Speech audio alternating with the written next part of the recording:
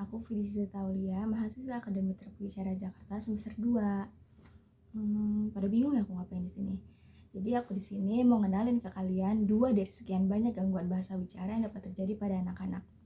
Di video yang pertama ini, aku akan bahas tentang Specific Language Impairment atau yang biasa disingkat dengan SLI. Apa sih SLI? Menurut Nelson, dalam bukunya berjudul Language and Literacy Disorders, Investigative Adolescence tahun 2010, SLI didefinisikan sebagai gangguan yang signifikan dalam kemampuan bahasa lisan ketika tidak ada kondisi penyerta yang jelas, seperti keterbelakangan mental, kerusakan saraf, dan pendengaran. Apa sih penyebab SLI itu? Penyebab utama dari SLI karena ada ketidakmatangan fungsi otak pada bagian bahasa, sehingga anak-anak dengan SLI berkecenderungan memiliki permasalahan pada pengaturan dalam proses berkomunikasi. Nah, faktor penyebab dari adanya ketidakmatangan fungsi otak yang pertama yang paling kuat yaitu faktor herediter. Herediter itu ada sesuatu hal yang diwariskan secara garis keturunan keluarga. Faktor yang kedua itu pada masa kehamilan dan kelahiran. Mungkin waktu lahir si bayi lahir secara prematur, atau pada proses kelahiran ibu melalui proses vakum yang kurang tepat.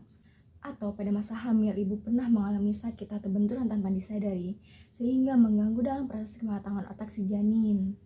Apa aja sih karakteristik dari anak gangguan SLI? Yang pertama, terlambat memulai bicara. Kata pertama baru dapat diproduksi pada usia 2 tahun, yang dimana normalnya kata pertama sudah bisa diproduksi pada usia 1 tahun.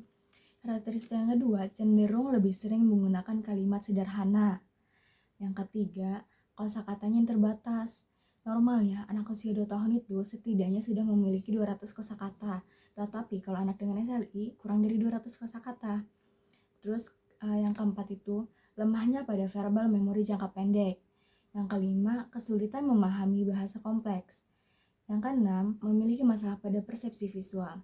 Anak dengan SLI biasanya juga dibarengi dengan gejala yang muncul seperti hiperaktif, impulsif, dan mudah terganggu, atau bahkan malah menjadi pribadi yang pemalu, pasif, dan menarik diri dari masyarakat.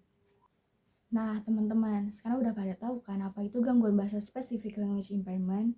Kalau misalnya kalian menemukan gejala atau karakteristik yang aku sebutin tadi ada pada saudara atau kerabat yang kalian kenal, segera konsultasikan kepada dokter anak atau bisa juga langsung dibawa kepada terapis bicara terdekat supaya mendapatkan penanganan yang tepat sesegera mungkin. Jangan sampai terlambat ya. Dah, makasih.